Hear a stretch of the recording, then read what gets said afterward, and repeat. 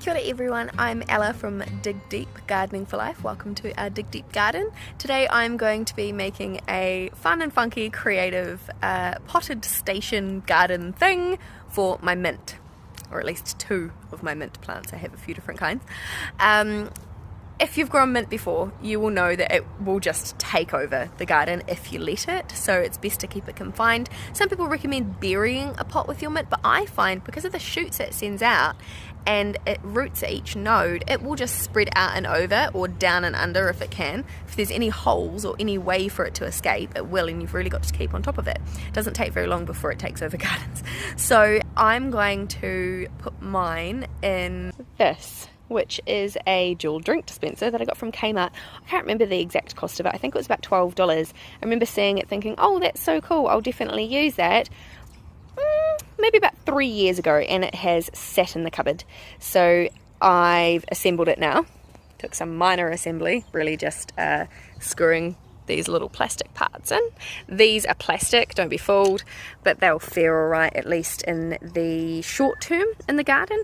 And what I intend to do is actually turn them sideways. So if you'll see, the base has got this little divot thing to allow for the tap, but I don't need the tap for anything other than some potential drainage down the line. And if I figure if I turn them, awkward to do with one hand, like so, wriggle on in, there we go. It just gives the whole thing a bit more rigidity. They're not sort of flapping around nearly as much. And of course, these wonderful lids come off, ta-da, and that's where our mint plants will be sitting. Mint likes to be kept relatively moist, so obviously having no drainage holes is going to be fine, but as I say, if I need to, I can always leave that on and allow some moisture to escape.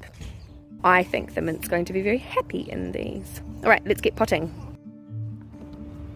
Okay, here we go. Got my good old plastic container table, and first things first, I'm actually going to put some of these cute little rocks in. I did buy them for something else, but I don't think I'm going to end up using them for that. Plus this will allow a little bit of extra drainage to help our mint along. Plus it will look cool.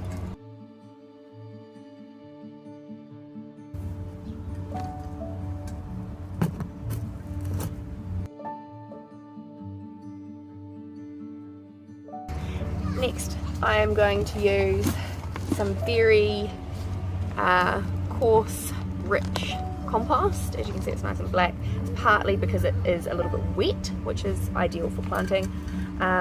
Also because it is just packed full of nutrients. So it is the cheapest compost you pretty much can find.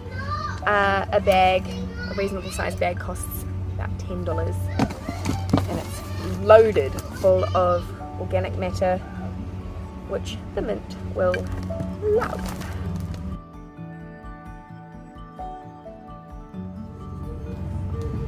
Now the fun part, I have two types of mint. I have this beautiful peppermint, which is just smells absolutely amazing. It is a new plant that I've purchased recently. The plant itself I think cost something like $3, maybe around that mark, and as you can see, the roots are perfect. Like, they've reached the edge of the pot but haven't started to bind up. So that means that this plant will still be in a growth phase, which will be really cool because we will get to see it hopefully grow quite quickly. So I'll just do a little bit of a test of how much space he's going to need. Free it up a little bit more. Don't worry about tearing smaller roots, they'll come away just fine. Mint is an incredibly hardy plant. It's quite hard to kill, I find anyway. Please tell me if you have different opinion or different experience. So that's going to fit in there nicely. We'll give him back all of his original dirt. We never waste dirt in this house. Bearing in mind there will be some soil compaction when you're filling it up, so always fill it right to the top. As the plant grows as well, if you find you need extra, you always can put more in. Alright, going to fill around the edges, just tucking the soil up, so I'll end up with a bit of a cavity in the centre to slot my plant into nicely.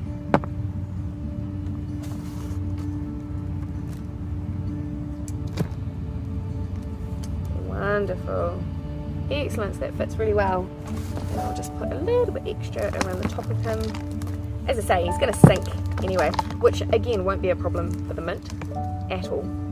That looks adorable. Alright, number 2. And what I'll do is just tip that dirt back here. Alrighty. So this one here is chocolate mint. And again, it smells, oh, that smells amazing. This is one that I purchased a while ago, and I've potted and repotted, and it at one point did take over one of my gardens. Oop, there we go.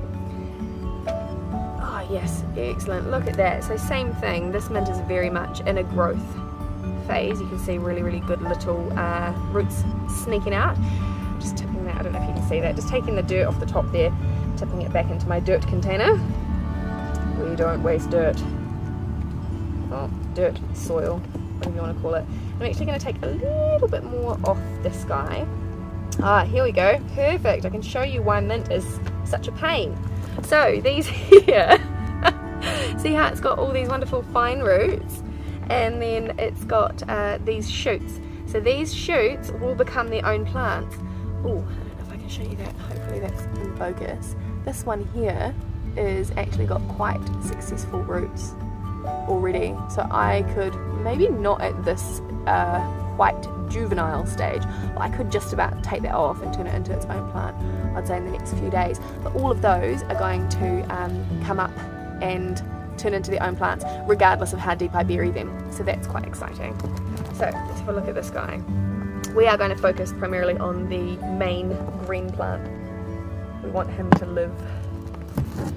Yes, excellent. Alright, this one's going to be a little bit more fidgety, I think, to actually plant. But same thing, I'm going to pack some soil around the edges. Wonderful. Now, this one does have loads more in the way of roots.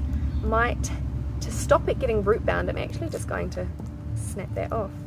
Here we go, don't need that. I'm going to chuck it in there, fertilizer for himself. And I'll bunch all of that together like so. So these will still be under the soil line.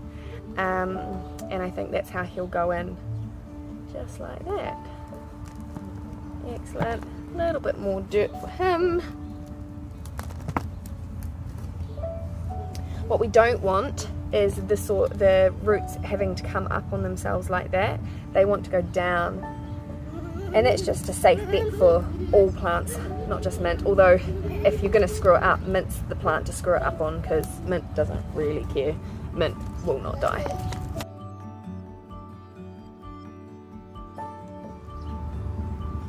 Find a little worm, pop them in.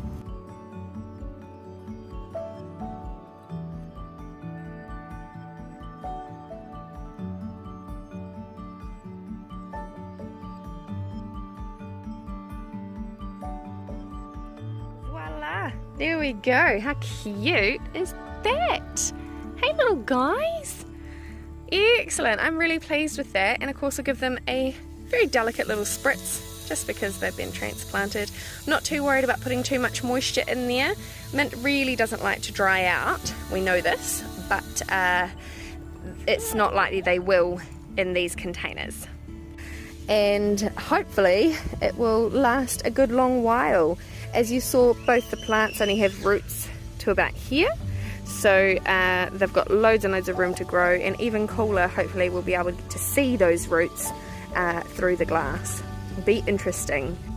Absolutely beautiful. And the final bit for me will be to use a couple of these tent pegs to stop my children from just tipping it over within 5 minutes of it being in the ground. So I will poke them all in. I'll probably do 2 per foot, which will be 8 total, because children. And the trick is to put one in sort of, I'll try to show you. So one in on this sort of an angle into the ground, and then put the opposing one in on the opposite angle. So what you would end up with, essentially that. So you got your 2 pins at the top, and that way a child, in my case a child, is pulling against a triangle, as opposed to just sort of one on an angle which comes out quite easily, or straight down, you know. And then also, just to make really sure that your kids aren't going to be pulling it out, you might do one corner this way and the next corner that way, and vice versa on the other side. That way it's going to be nice and strong. So I've just done mine off camera. They're hidden nice underneath the bark, so you don't have to look at them, and it is quite sturdy.